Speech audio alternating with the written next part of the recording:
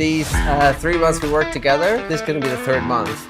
Or the first months that I've had 10K months in my business. Damn! You know? Welcome back to Bali. Hi, Bali. How do you feel being back? Fucking great. I mean, come on. Like, being back in paradise. It's where I feel, it's the only place in the world where I really feel at home. As well as like London. So it is like a second home, which is nice. Yeah. So, yeah. It's been 3 months that you've been here. Randomly meeting me. It was ecstatic dance, actually. Yeah. A friend of a friend is like, here's a cool friend of mine. He actually texted me the other day. And he's like, oh, you're working with Jess? I was like, yeah, I've been doing it for 3 months. And he's like, amazing. That's what I love about Bali. That like everybody knows everybody, and that's how you meet people. Tell us about yourself. What do you do?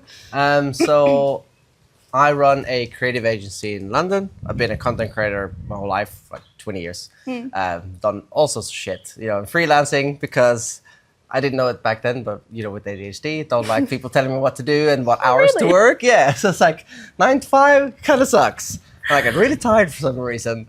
So I'm 34 and I only realized that ADHD like 6-9 months ago. And then all of a sudden everything made sense, right? So being creative, freelance, doing my thing, traveled around the world, lived here, lived everywhere.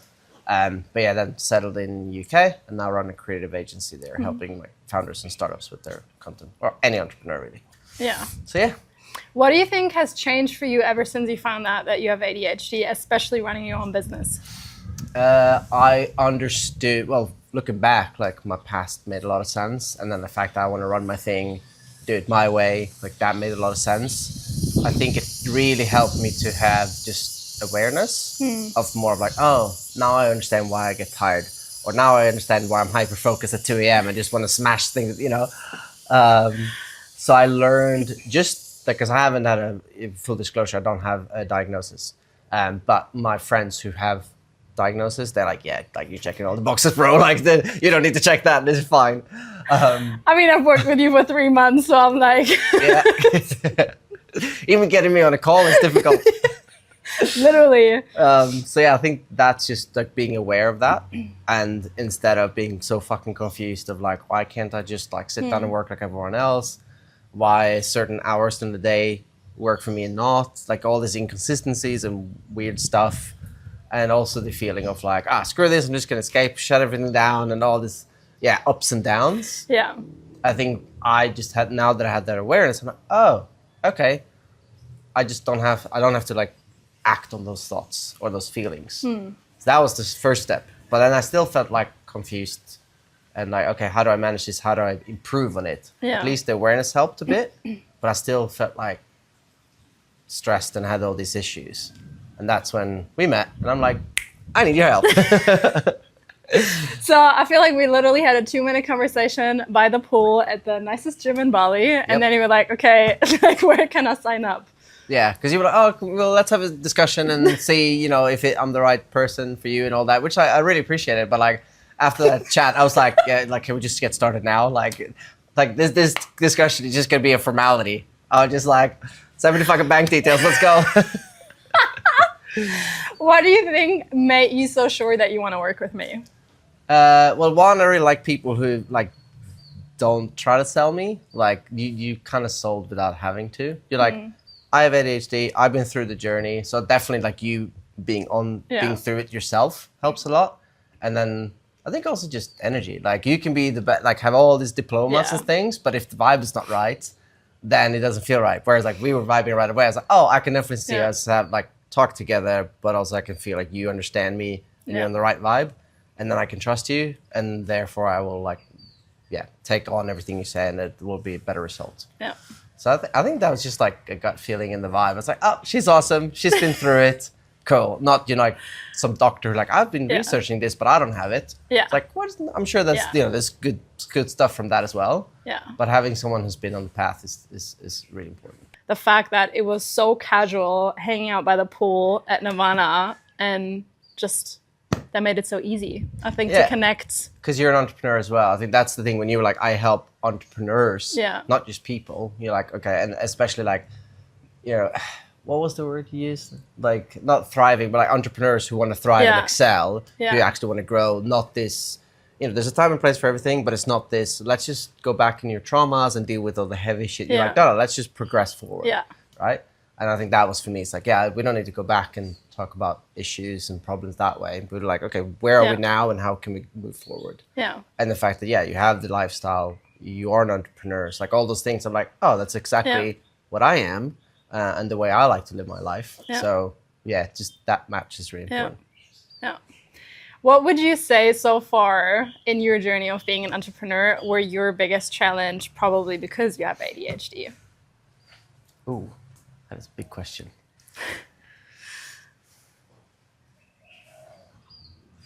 I think it's the biggest challenge is that the world is not designed that way. The world is, 9 to 5 with this box or whatever. And then having to adapt yourself by, still working with you at ADHD, but then somehow adapt, like especially for me, like because I have deadlines, I have clients, and we have outputs, we have videos and all this content to create. So you have to fit that into this world, but still you don't want to adapt yourself and feel stuck. So I think that's a really big struggle. But there are ways to do it, and you figure it out, and you figure out what works for you and for your business, because it's all different. We're all unique, right? But I think that is the biggest thing. The first step was like, I have to fit in, which didn't work. And then I realized like, okay, I can work with myself because I run my own business and I'm an entrepreneur. So I can work at 2 a.m. It's fine. No one's going to tell me if I sleep until 11. But then the business itself also has to like adapt in a way. So I think that's the biggest challenge. Yeah. I think for me also, like I can relate very much to what you said, is if I look back, I've always been very ambitious and I had high goals. But like when I was still in my corporate job and working in this leadership position, it's just very difficult with how our brain works to function on somebody else's time. Yeah. Because like you said, there's outbursts where you just get a hyper focus and you get more done in a few hours than like in a month before that. And so it's very difficult to time these things and therefore be employed. And I remember when I still had that job, even though I was very good at what I do, there were days I was literally hiding in the bathroom crying because I was so overwhelmed of like, I was being overstimulated. I was tired of masking and pretending like I can function in these structures. And so for me, not just with myself, but also with the clients that I work with, I oftentimes feel like entrepreneurship is not just nice to have, but literally the only way for us to thrive long term. Yeah, 100% agree. So, or if you're very fucking lucky of having a boss who's like, I get it, you do you. Yeah. Like, there's very few roles that allows that. But I know some people are like, they give me the flexibility, which is like, great for you. But I feel the entrepreneurship, again, like why I was freelancing, I thought it was just because, I like it and whatever. Now I realize like that was my way of like coping and escaping and actually having a good life. Yeah. Definitely. So, I mean, there's definitely also things that you can do being in employment, but like you said, you need to have a lot of flexibility, and at least you need to have somebody who actually understands how you thrive. And then we also have to acknowledge, obviously, like if you're more like maybe on the autism spectrum, you have very different needs versus like if you're ADHD or if you have both. And so you just need to find a way how to play into strength, how to stay in your zone of genius. And yes, there's maybe jobs where you can do this, but oftentimes also just the fact of being so incredibly misunderstood, and just most working places are not accommodating people with neurodivergence yet. Yeah. So let's hope there's something changing in the future. But obviously people more talking about that. What would you say, let's turn this around, of like, what are your greatest strengths because you have ADHD and are an entrepreneur? I think differently about things. I see things differently. So like most of us, we find solutions that no one else would do. Yeah. I think that's a powerful thing. Because things that I'm like, this is just basic. This is obvious. And then people are like, that's amazing. I was like, is it though? And I was like, okay, like I'm starting to realize that like, the way I think is not normal. Both ways. I mean, like, the way I do things, not normal. And sometimes that's really your advantage. I think, and also like where if I am passionate and I find my hyper focus and I'm fired up, like unstoppable, you know. So I think that's really powerful, and that's where you got to figure out what life and what business that you want to do, and what kind of projects and clients you want that fires you up, because then you like 500% versus another person. So I think that feels really much like a powerful thing. And also, actually, it's maybe a bit of a curveball, is that because I know I have issues, you know, fitting into the box, anyone I'm hiring or working with, I also like have the flexibility. Like if you need to work, you know, 3 hours in the morning, 3 hours there, whatever, like cool. Like I'm all get the work done. Yeah. Like I trust you on that, but how you do it, I don't care. Like as long as we figure that out so it fits within our deadlines, like you do what's best for you. So I feel that's a nice thing where like when I have a small team, but like as it grows, I always be like, let's just have as much support as possible, because I want to be that boss that if someone is neurodivergent, they like, oh, he's awesome because he just lets me do my thing. I was like, yep, cool. I think, like you said, a different way of problem solving, that is definitely a very big thing. But also just a lot of us are incredibly creative and very social, and like the way we connect with people. I mean, that's why I became a coach, because that's where I excel, right? And so I think there's just a lot of unique strength of how we think, how we perceive the world, how we can connect things that make us incredibly good entrepreneurs. I literally think that like term was invented for us, jack of all trades, master of none. Yeah. Because we just love to learn new things, but we just get bored so easily. And I think entrepreneurship is the perfect playground of trying all these different things and like having so many different areas within your business where you can thrive and learn. And I think that's why it never gets boring. And that for me, because every job that I did before, as soon as I got good with it, I'm just like, okay, so like what's next? So I feel like because we're so good at problem solving, we need to have a challenge in order to keep growing and keep going. And so you don't have to be just really good at one thing. So and it naturally helps you to grow as an entrepreneur in your business. Because you want that, like for me, it's like, okay, what's the next thing? How can we make the agency bigger, or how can we do things better? Like it's always something. Yeah, I totally forgot about that point. There's so many advantages, but definitely the whole thing, getting bored easily. Like you can see it as a problem sometimes, for sure. Yeah. But because like in my situation, it's perfect for me to be the owner of the agency and be like a creative director. Why? Because I have experience in filming, in editing, and animation and sound. Like I've produced music in my past, like not mega professionally, but like I'm dangerous enough in all these areas that like being with my team, I can understand the guys who do sound and the girls who are doing the editing and animators. Like I know enough that I know what's good and bad and how to work through it or talk with them. Because it's so easy. I run a business, but I have no clue how to do the creative, which like, okay, that's going to be difficult. Yeah. So that's really good. And then of course on the business side, I'm, like weird shit. Like I would love to learn accounting and just be better at accounting. And people are like, that's boring as fuck. I was like, no, that's great. And you learn all this other stuff. And then it'll call you dangerous because you just have so many areas that you're good at. Yeah, 100%. I think what it really comes down to is combining all your unique skills. Mm-hmm. And because we're so good at so many different things, if we find a way to combine all of these, which you have with your agency, which I have with my coaching, that's why we're so good at what we do, because we have built a unique skill set in all the different things that we're interested in and now leverage that to stay in our zone of genius and therefore get the best outcome, because we have an interest-based nervous system. So if something isn't stimulating for us, we're not going to do it. Yeah. And I think just by understanding that and understanding how your brain works, you can thrive like never before. Yeah. And so it's really just finding out what you're really naturally good at and combining all of these things. And that's where your purpose is, as well as the money. Yeah.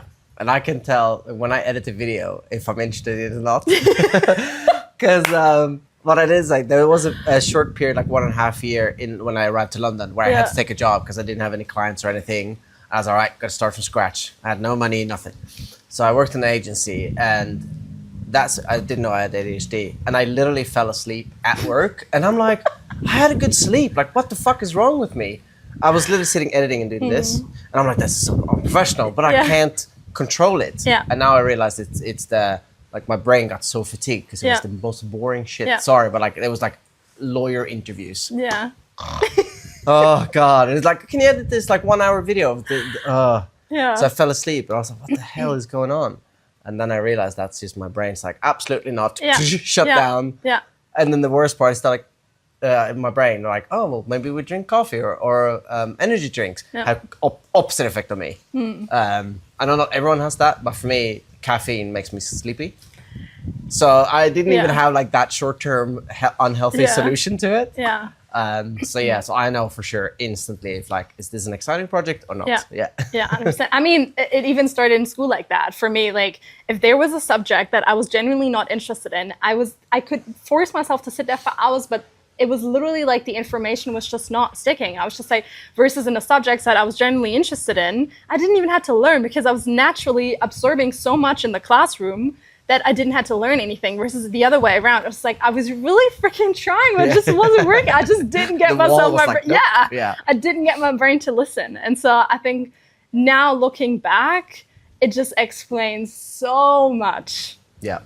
And also, I mean, this is what we've been working on, right? Finding self-acceptance, because before that, you always think that it's personal failure as to why there's things that are so difficult for you. Versus when you understand how to leverage that, that's when I'm like, okay, shit, it was never about personal failure. I just did the wrong thing. Mm-hmm. So what do you think has changed the most since we've been working together? A lot of things. I think the awareness piece is huge. The self-acceptance piece, also huge. Because you asked me about like self-confidence, and I always had a lot of confidence. Like I know I can do it, I can smash this. I believe in myself. But then like the self-hatred, self-acceptance has been quite low, and the self-hatred high. So oh, you're stupid, you're not doing that good, or you fucked up again, and it's all you start from zero again. So that has changed a lot. Because when we started out, my kind of question, or I think one of the questions you had was, what do you want to get out of this? I was like, I want the awareness and clarity and the tools, because you said it perfectly. When you like, it felt like I knew something was wrong, but I didn't know how. And that's also when you said you're an ADHD coach. I'm like, I know I have ADHD, but I don't know how to manage it. I don't know what's wrong, what's good, what I should do. It just feels like it's muddy water or it's cloudy and I can't see anything. I just need someone to like remove the clouds so I can have a blue sky. And I think that's the biggest thing where I'm really aware. We're like, oh, that's what my brain trying to do now. It's the separation as well, that I'm like, my brain thinks so, not necessarily me, and I'm seeing it as a separate entity. Like I say, it's almost like a computer that's been programmed. I'm like, cool. And that programming was there to help me, or it happened naturally for whatever reasons, good and bad. I'm like, okay, but now I'm aware of it. Now I know that I can actually upgrade the software. I'm like, cool, and that's going to take time and integration, but that's what we've done together. Like, really figure out first, like, what is your programming? How does it work? And okay, what parts do you need to change? What software should you swap out? And then work on doing that. Yeah. So that awareness is huge. And then the awareness of like, when I do go into a negative spiral or I take actions that are not good for me, I can catch them much sooner. And I can be like, oh, okay, I'm here again. Oh, I see what's going on. Let me swap. Like, okay, instead of reaching for alcohol or any other negative things or whatever, or like stress and push too hard and work, go and do a workout. Go and get some fresh air. Do all these things. And I think that's been huge, because I actually got what I wanted, which is the tools that I can use going forward indefinitely. Yeah. Not just like, oh, these 3 months were great, and then if we never work together again, it's all gonna fall apart. It's like, no, I still got it. Yeah. Yeah. So one thing that I often get asked is like how the piece of self-acceptance, because that's the one thing that I'm like always saying, but people don't understand how that translates to living a more fulfilled life, having better business success. So what would you say tangible results in your day-to-day life? How does that show up for you? Well, I think it's because I have more self-acceptance. One, I feel there's just so much more space in my mind, because the brain takes so much energy and space to just think of this and like go into loops and, oh, you did that wrong, and oh, that was stupid, and you have guilt and whatever. Having more space for that, but then also because you have more self-acceptance and more self-love, that means you feel better. And then you're like, I can do this. Like, it's almost like you become a little bit your own coach, and you start reminding yourself of the good stuff you do rather than the bad stuff you do. And that has, like a negative spiral, and then you have a positive spiral. So because you feel better, you sleep better, you think better, then you work better. And because you do better work, you're like, oh, I'm on top of the world. I'm doing this great. Yeah. Oh, you know what? I'm going to go to the gym. I did this. Amazing. Boom, boom, boom, boom. So it's just a ripple effect from that. So this obviously has a huge effect, right? Yeah. Also, when you started, especially like productivity and also like procrastination, we just talked about this, it has improved a lot. Yeah. And so, like you said, what most people don't understand about why I work so holistically is like, okay, if you want to be better in your business, why am I talking about your nutrition? Is what you said, is like understanding that how you eat will affect your sleep. Your sleep is going to affect your productivity. And so by looking at each piece individually and understanding how everything is connected, and that was so interesting because the first couple of days when you were just also like writing down, okay, this is what I did the day before, this is how I felt the day after, and just to become like create the awareness of like, okay, if I do this, it has an effect on this area. Yeah. And so I think just by connecting these dots and having the awareness of like, okay, what's actually like the tangible outcome of that, and not just like, okay, I did sleep bad, but how do I feel the next day? I think just by having this awareness, you then start making different priorities. Yeah. I think the biggest mistake as well is we think about it to, what's the word, like in an easy overarching way. Like everyone knows they should eat better and go to the gym and sleep, right? And then it was like, I know I should do this, whatever, moving on.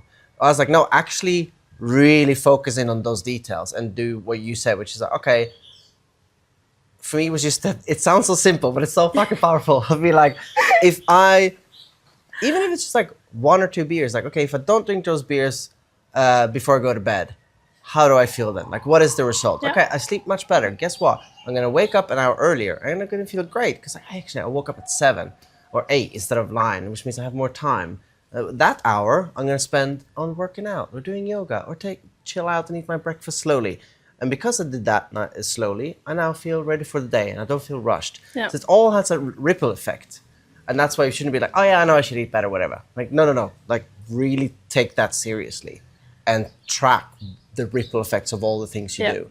And I think that was the huge thing, really having the consequence. So we had this conversation where I'm like, I'm really aware of the consequences, which is great because you're like, if I do this, I will fuck up on this, and that's bad, which is kind of, I think that's good as well.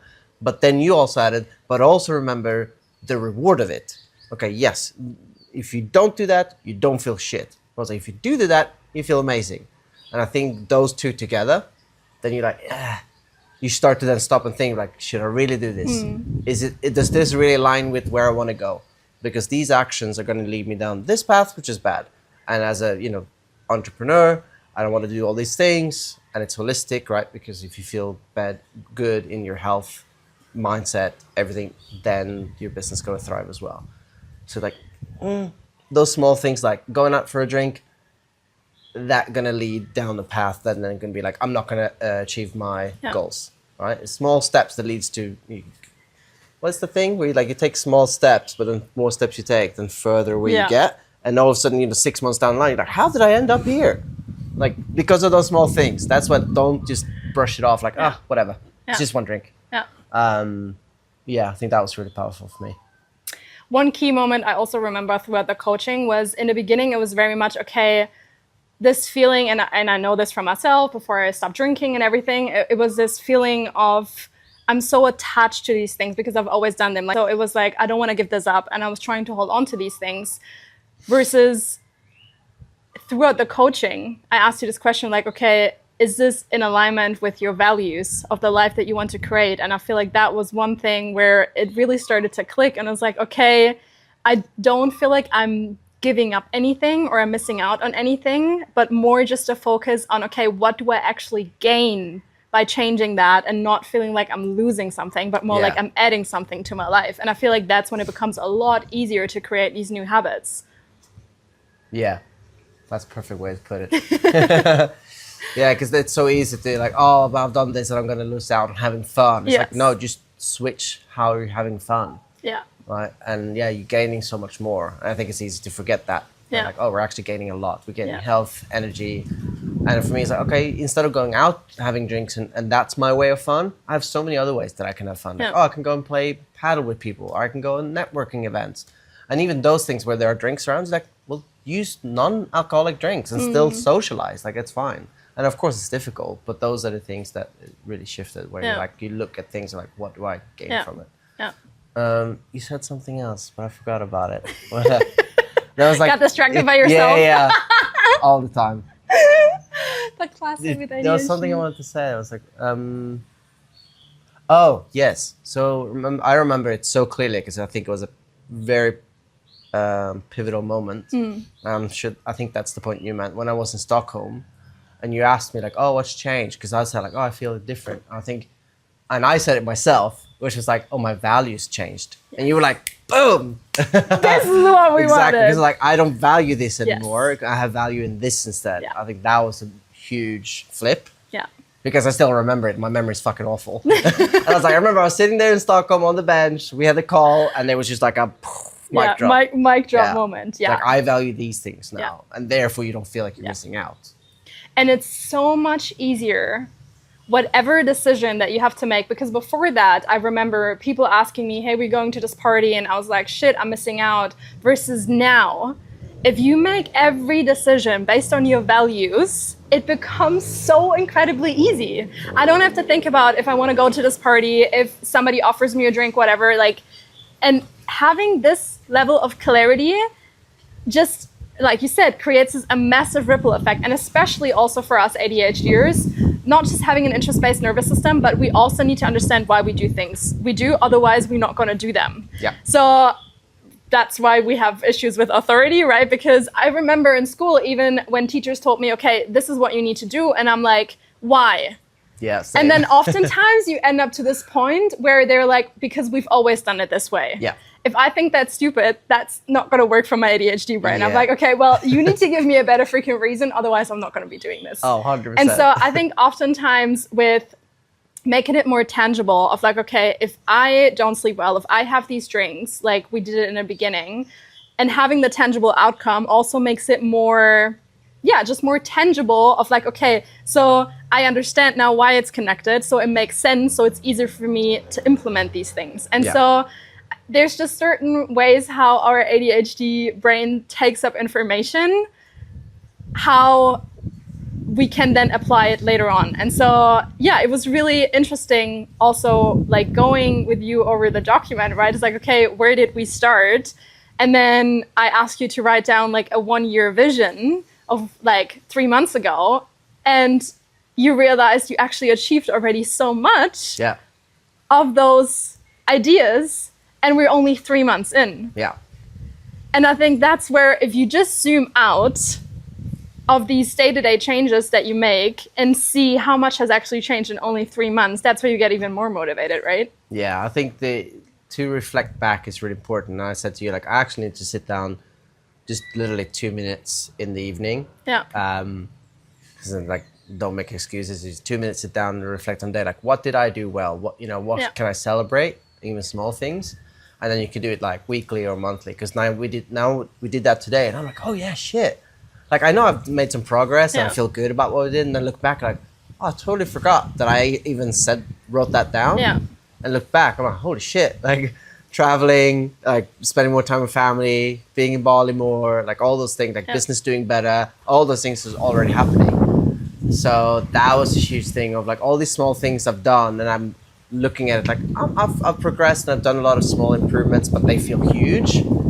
But also seeing like what actual impact on my life that had. I was like, oh, I didn't even think that. I thought a lot of impact on me and how I feel and how I just exist in the world has helped huge. But then the fact that actually like the external results in my life was also there, that was cool. Yeah, yeah, definitely. So yeah, I think zooming out is so incredibly important to like take the time to look back and see how these small things, change the whole bigger picture and outcome. And so if this is what happened after 3 months, who knows where you're going to be in a year? And I think just knowing that is very empowering. Yeah, because now it's, like we said, it's just starting out in my integration. Like I've learned a lot and I've implemented a lot, and now it's just going to be more and more integrated into my life and just progressed from there. So I'm like, oh, 9 months to smash this. So we can do a 1 year video and then just like see what's happening then. Let's make a deal. In 1 year, we're gonna meet again and have another interview and see how much has changed in this 1 year. And like, not to toot your horn too much, but these 3 months we worked together, like, this gonna be the third month, or the first months that I've had 10K months in my business. Damn! You know? So like, fuck yes. Not saying it's you, but you know, 1 + 1 is 2. And that's the thing. That's what I continuously say. If you start focusing on yourself and improving yourself, the only logical thing is that your business is going to improve. Yeah. And that's the thing, like, oftentimes we're so obsessed with the outcome that we just beat ourselves up, that we don't have to take 10 months yet, whatever it is. The moment we shift the focus on what can I do today, what is the input that I can implement today that leads me to this result, just it takes the pressure away, makes you more happy and content and fulfilled on this journey, and creates a better outcome. Because it's not about the outcome anymore, it's about who you become on the freaking journey. And I know it sounds like a freaking Instagram quote. Like, it sounds so cliche, but but it's so true. Yeah.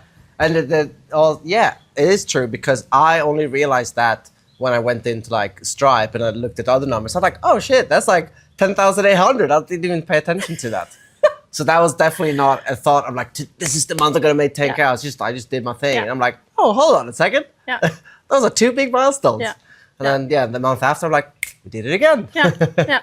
So I love that you just said that, because if you focus on the income, the outcome is going to be the natural byproduct, and you feel so much better. Because let's be honest, being as ambitious, we are never going to stop. We're just not the people who like sit there and it's like, okay, enough, whatever. Like, we always want to grow. We always want to learn. And so I think if you are on this continuous journey, it's so easy to get lost within that, especially like here in Bali. Like, people are so incredibly successful. There's always someone who makes more money, whatever. Yeah. But if you always just compare yourself to the outcome, things get really unfulfilling and like draining. And so by shifting the focus on the things that actually are within your control, makes you feel better and creates a better outcome. And I feel like that for me was one of the biggest lessons of being an entrepreneur, of like, hey, okay, I actually freaking love what I do. Yeah.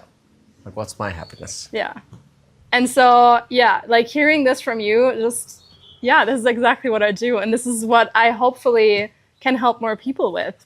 And I think it's just oftentimes also having somebody who reflects that back and who believes in you on days where you maybe don't feel as comfortable with yourself. And there were a few moments where, as it's not linear, right? Like, the way to success is never linear. And so there were days where you went back into old habits and whatever, but you had the courage and the vulnerability to share that with me and to own that, but not lose yourself in that and bounce back quicker. And those are the moments where like, hey, okay, it's okay to mess up, but I just stand up and I'm going to be doing it better the next time. I think something powerful you kept saying from the start, which I think was really helpful, is you like, there will be setbacks. This is just part of the process. Because I remember first time I was like, oh, I fucked that up and I did this.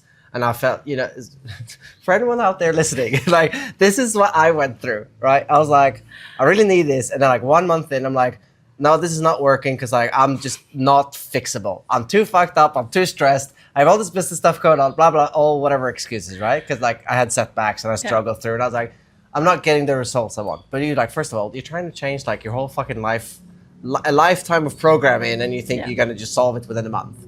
But it's like pushed through, because like once we went past first month, I started to see the changes. And you're like, this is literally the process everyone goes through. Like, it's not like unusual. This is, every client have had this thing. The first month it's all this like chaos and going, because you're starting to dig up all this stuff. You're starting to change the programming and it's like confusing.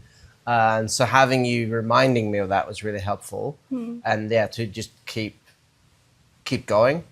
And I felt, well, luckily as an entrepreneur, you're like, you don't give up easily, right? But it was this things like, this not even, and it wasn't like you're not doing a good job. I'm like, I'm just too fucked up to like beyond health, you know? And then as the second month, you're like, oh shit, like, wow, I see the changes. And then it starts progressing more and more. So that was really helpful. Because again, it comes down to self-acceptance and self-awareness and like, hey, okay, this is just going to be part of the journey. And so, like you said, you need to be incredibly resilient if you want to be an entrepreneur. And the name of my agency is The Journey. So it fits.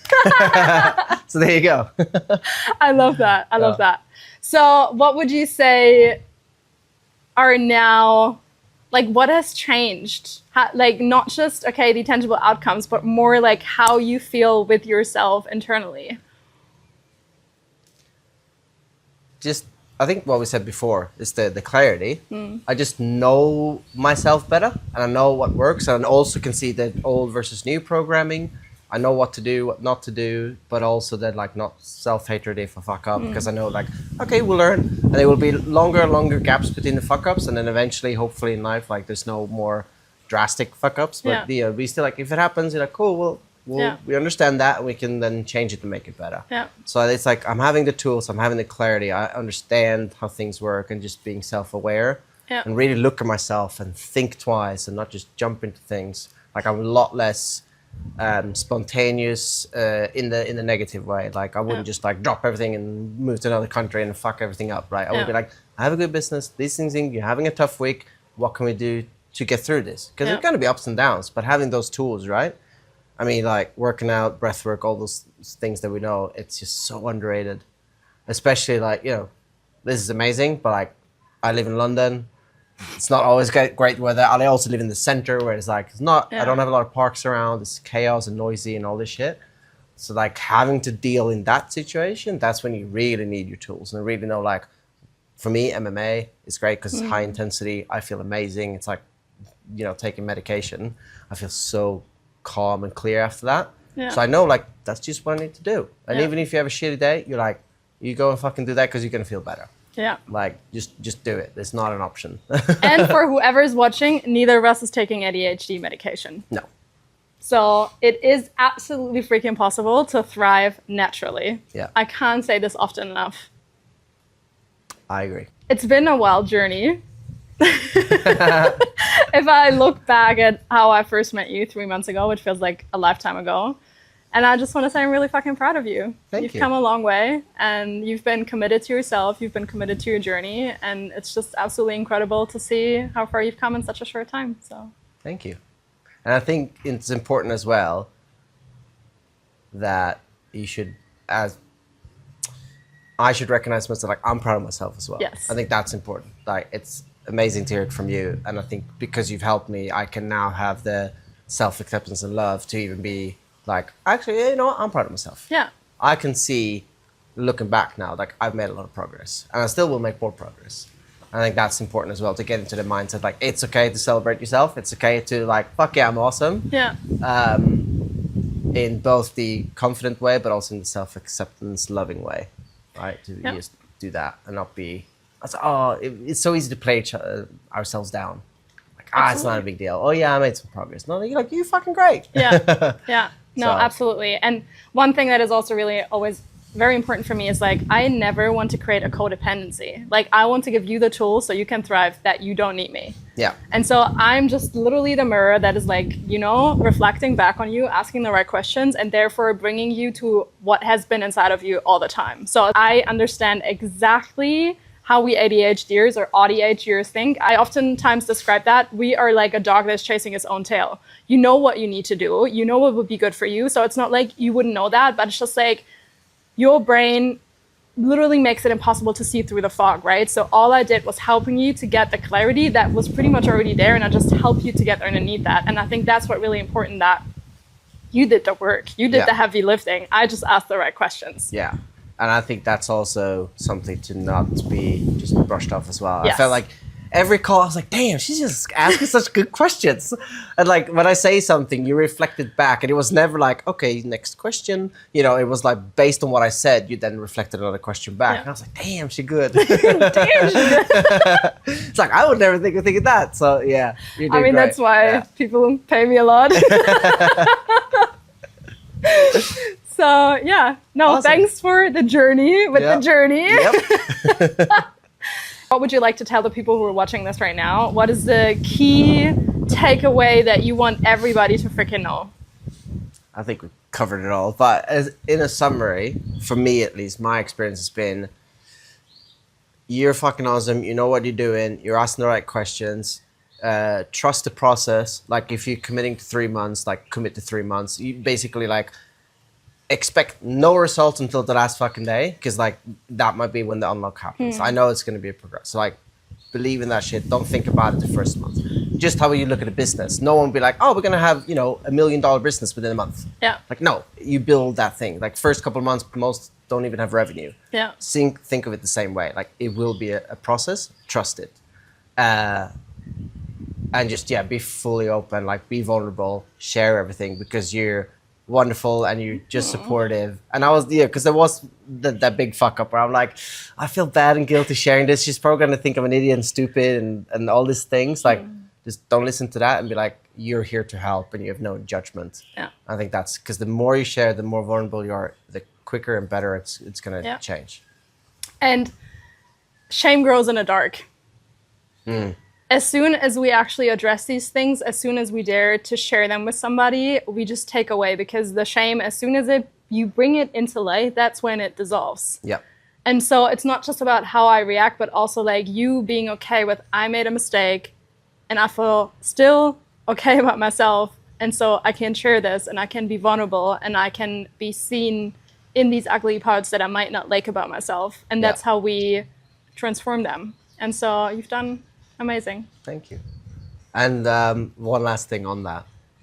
I think also through the program, then I felt enough self-acceptance to like, I can accept my mess up and I can share it. But if you're not there yet, like the way you responded made me feel okay with it. Like you helped me to feel more self-acceptance because of how you responded to that. So even if you feel like, oh, I feel shit about myself and I hate myself for this, but like share it anyway. Yeah. Because then having someone else reflecting it back, you're like, oh yeah, you know what? It's all right. Like we're moving forward. Yeah. I think that was really helpful. Yeah. I remember you were almost surprised with how I reacted when you shared that. Because my brain's so dumb. Like that's what like my brain was like, oh, just making up all this thing that you're just gonna be upset and be like, you know, you've ruined the whole program and like you've learned nothing. Like I know you wouldn't say that, but like my brain was just building things up, right? And of course, like that's not what happened. So. Yeah, that's awesome. Well, thank you for trusting me. Thank you for trusting in the process. And let's see where we are in 1 year. Yeah, let's do a reunion in a year.